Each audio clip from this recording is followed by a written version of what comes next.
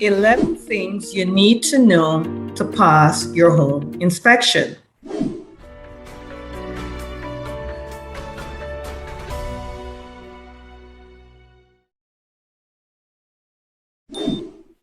Hey there, my name is Sandy Sills. I'm a licensed realtor here in Central Florida. Today I'm in the office doing a series of video on questions that we get asked by our clients a lot. Today I want to do a video on 11 things you need to know to pass your home inspection. This is going to be critical. I know this is June 2022. We're in a crazy seller's market right now. Interest rate, however, is beginning to climb. And as interest rate climb, that will affect, the amount of people that could buy a home.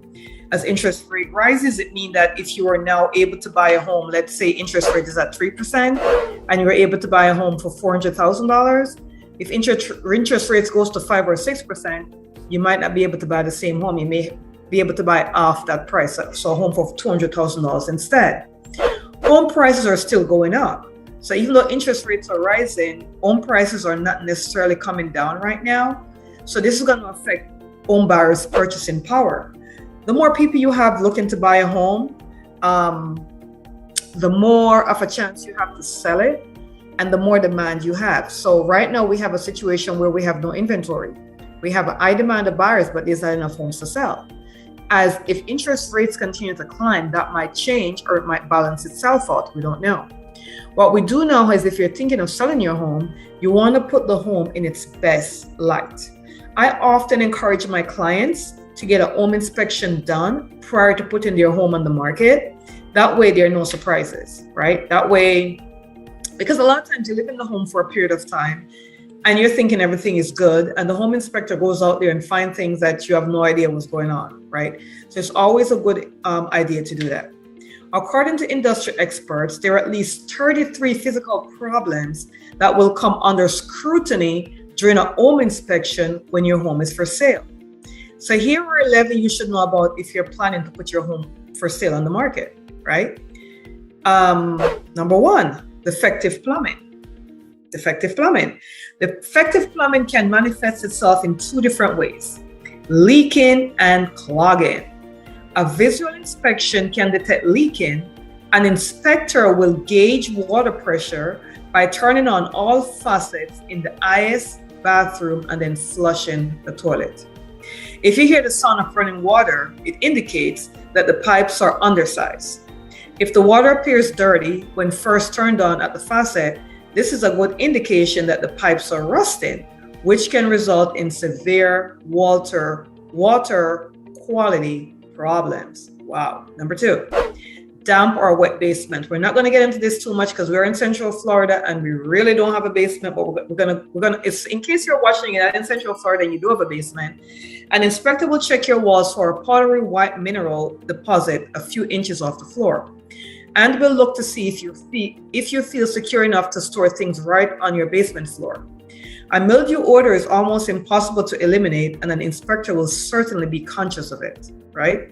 It could cost you $200 to $1,000 to seal a crack in or around your basement foundation. So even though we don't have basements in Florida, we all have foundations, and a lot of times water is seeping in the foundation, especially along the exterior of it. A lot of homes in Central Florida do not have gutters, which means when it rains, the water is falling directly against your foundation. What a lot of homeowners do is they'll put mulch or stone against the foundation to prevent that from happening. However, you don't want to have mulch against your foundation if you're in Florida, because that could lead to termites. So imagine you have mulch against your foundation, it's raining, we get a lot of rain in the summertime, which we're in right now. So you have wet mulch against your foundation. That's serious territory for termites. So if you're in Florida, what you want to do is you want to put stones against the foundation if you do not have gutters, right? A lot of us don't have gutters. You want to put stone along the foundation to prevent water from seeping into the foundation, okay? So that's also important to know. Number three, inadequate wiring and electrical. Your home should have a minimum of 100 amp service, and this should be clearly marked. Wire should be copper or aluminum. Home inspectors will look at octopus plugs as indication of inadequate circuits and a potential fire hazard. So you want to make sure you have great wires going on there. Depends upon the age of the home, you might have aluminum or copper wiring. There's different indications of which one makes better sense. So that's going to be super important when it comes to wiring and electrical, which is what you want, which is why you want to get an inspection done prior to putting the market on the home. The market on the home. The home and the market. Oh my goodness, it's really morning, isn't it? The home and the market, right? That's what I meant to say. Okay. Now this is a little snippet of our full report. We do have a full report on this. So if you want to get a full report on what to look for before you get a home inspection done on your home, give us a call, send us a text. We can email or mail out this full report to you. Bear that in mind. Okay. What's number 4? Number 4 is poor heating and cooling system, which is a big deal. Cooling is a big deal in Florida, right? Insufficient insulation and an inadequate or a poorly functioning cooling or heating system are the most common cause of poor cooling. While an adequately clean HVAC without rust on the heating exchanger and all that stuff usually has life left in it, an inspector will be asking and checking to see if your cooling system is over the expected lifespan. So maybe you have an HVAC system in the home and maybe it's 15 or so years old, which means it's right there at the end of its life, but maybe it's still working. So that's something you want to look into. If you have that situation, you may want to offer the buyer home warranty insurance. Home warranty insurance is an insurance that covers all the equipment in the home. So that means your air conditioning system, your hot water tank, your stove, dishwasher, microwave, refrigerator, all that great stuff. So you may want to offer that to the buyer if you feel like your HVAC system is at the end of its life, right? Very important. Number 5, the big thing. Ding, ding, ding, ding, ding, ding, ding. Roofing problems. Right now here in Central Florida, insurance companies are giving people a hard time if they're insuring a home with a roof over 10 years old. Even if you're with the same insurance company for 5 straight years, and now your roof is at year 10, they might give you a hard time to renew, or they may double the premium. Right now, the governor is cutting down an insurance company doing that, right? They're trying to stop the insurance company from causing a problem to homeowners who have roofs over 10 years old. Because a typical architectural shingle roof should last at least 20 to 30 years. But insurance companies are seeing that when the roof gets to 10 years or older, that's when they start to get leaks and they start to have missing shingles and all kind of stuff start to happen to them. So if there's a hurricane or a strong thunderstorm that comes through Central Florida area, they may get a lot of claim for roofs. And as a result of that, they are trying to cut down on insuring roofs that are 10 years or older, which would be a serious problem for a buyer. So what I would say to that is make sure, a lot of times the insurance company will ask for a wind mitigation to check the integrity of the roof. And sometimes they want the roof inspector to go out there and ensure that the roof will last for the next 5 years or so. So if you're selling a home and your roof is over 10 years old, this is something you're going to want to look into, right? Water leakage through the roof can occur for a variety of reasons, such as physical deterioration of the asphalt shingles or mechanical damage from a windstorm. When gutters leak and downspouts allow water to run down and through the exterior walls, this external problem becomes a major internal one. So roof is a big deal in Central Florida if you're 10 years or older. You may want to get a wind mitigation done before putting the home on the market to make sure that it's insurable, which is going to be super important for the buyer buying the home. You may also even want to call your own insurance company and see if they're okay with insuring the home for another year. So that way the buyer can use the same insurance company you have, right? It's going to be kind of important. How about damp attic spaces? None of us goes in our attic, right? I know I don't go in my attic. We don't typically go in the attic here because it's hot and there's a lot of insulation up there, but there could be problems going on in the attic, right? Aside from dampness on the foundations and problems with ventilation and insulation, vapor barrier could be a problem and can cause water, moisture, mold, and mildew to form in the attic. Right? So if there's a dampness up there, if there's a ventilation issue, insulation issues, remember all the HVAC piping, some of them run through the attic as well. So when they sweat, they can cause moisture problems as well.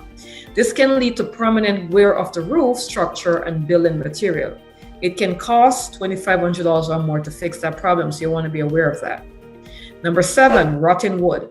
This can occur in many places: door, window frame, trim, the sliding decks and fences. The building inspector will sometimes probe the wood to see if there's a presence of any kind of rotting, especially when the wood is freshly painted. So a lot of time when the wood is rotted, sometimes people will paint the wood to disguise it, and they should really replace it. The home inspector is going to check for that. Number 8, masonry work. Rebricking can be costly, but left unattended, these repairs can cause problems with water and moisture penetration into the home, which in turn could lead to a chimney being clogged, falling bricks, or even a chimney falling into the roof. So if you have a fireplace, right? If you have any kind of stonework on the exterior, like stucco is very popular here in Central Florida. We want to make sure that there's no water getting behind the stucco. So in most homes, when it comes to stucco in Central Florida, a lot of homes get cracks, right? The stucco get cracks in them. It is important for you to walk around your home and make sure that if you see any cracks, you get those sealed and repainted. So you want to have the paint, the same paint that is painted on the home. If you don't have that, you could go to a painting store and get it matched, right? Any cracks that you see on your stucco, you want to do this once a year at least. You want to go around, seal all the cracks and paint it, because if there's a crack in the stucco and the crack starts to open and spread out, water is going to get in the stucco, and then you're going to have moisture in the back of the stucco, and that's going to cause a problem on the exterior of the home, which will in turn seep right into the inside of the home. Because as you know, when it comes to water will find a way to get inside of something. Water is going to find a way to get inside something. So that's going to be super important. A lot of times we go on home inspections here in Central Florida, and the inspectors walk around the home to check for any cracks. If there's only an airline crack, it's fine. But the thing is, you want to seal it, because if it's an airline crack, it's going to continue to open up. If it opens up wide enough to allow water to get inside of it, that's where the problem begins. That's going to be super important. Here's number 9, unsafe or overused electrical circuit. And we all know, we're all guilty of plugging in the six connector thing in the wall and plugging in all 6 stuff in that and think everything is okay. That can be a fire hazard, okay? So we want to make sure that we're not overloading our circuit. If we have a GFCI will sometimes chip out if you overload the circuit, but if it's not in a GFCI system, that's not going to work. So you want to make sure you're not overloading your system. A fire hazard is created when more amperage is drawn on the circuit than it was intended to have. 15 amp circuits are the most common in a typical home. With larger services for larger appliances such as stove and dryers, it can cost several $100s to replace your fuse panel with a circuit panel, right? So you want to be careful of that. Number 10, adequate security features. More than a purchase security system, an inspector will look for the basic safety features that will protect your home, such as proper locks on windows and patio doors, deadbolts on the doors, smoke and even carbon monoxide detectors in every bedroom and on every level. Even though prices will vary, these components will add to your cost. Before purchasing or installing, you should check with your local experts. So in Florida, most of us don't have gas, we have electric. However, we do have garages and we do have cars in the garage. And we know if there's a car that's left on in the garage and the garage door is closed, it can cause carbon monoxide poisoning. And carbon monoxide poisoning should be a big deal for Central Floridans, because guess what? That's what killed Walt Disney parents. Walt Disney parents died from carbon monoxide poisoning. And I only know that because I read his story. His parents were living in a home. They don't know what happened. One day they went to the home to visit the parents. The parents had died in the home from carbon monoxide poisoning. So I always have at least one carbon monoxide right close to the garage door or the garage door area. You want to definitely have that, even if you have no gas in your home.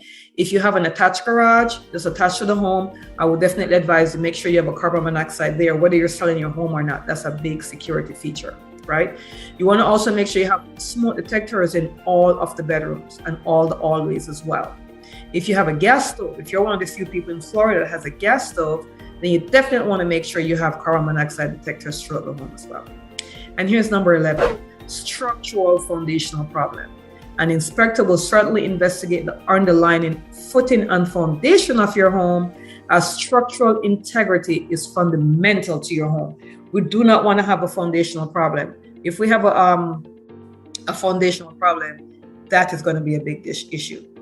While home buyers are as individual as the homes they plan on purchasing, one thing they share is the desire to ensure that the home they will call their own is good beneath the surface as it appears to be. Will the roof end up leaking? Is the wiring safe? What about the plumbing? These and others are the questions that the buyers looking at your home will seek professional help to answer. So you want to be making sure that with these tips that your home is secure and structural. Again, you could call us, text us, and we will email or mail you out a copy of this full report so that you prepare your home for sale before it hits the market, that you know what's going to come up. It is not a bad idea as well to make sure that you hire a home inspector to have an inspection done at your home before you put it on the market. There's a lot of times when home inspection things comes up, people get very upset. The sellers or homeowners get very upset if the inspector might say the HVAC system is not running to capacity and all these different things. So it's best for you to get your home inspection done before you put your home on the market. An inspection is going to probably cost you $400 to $600 based upon how detailed you get. But wouldn't you want to have the information up front and know what needs to be corrected before you get your home on the contract and then realize that it has issues, and then the buyers get upset, and then whatever is disclosed, once you put the home on the market and the inspector comes out there and they disclose certain things, you have to disclose that to the other buyers if this particular buyer walk away. So to save yourself all that stuff, it's best for you to do a home inspection first, fix the problem, and have the report handy so you could say, we did a home inspection, here's what it came up with, and here's all the repairs that was made if there was any to be made. Okay, guys, thank you so much for listening. Again, my name is Sandy Sills. I'm a licensed realtor here in Central Florida. If you want to get any information regarding buying or selling a home, feel free to give us a call or text us at 407-791-4713. If you want a copy of this report I just went over, we have a full, more detailed copy of this report. This is just a summary of what's on the report. Do give us a call, send us a text, and we will email or mail it out to you. Thank you so much for watching, and I will see you on the next video.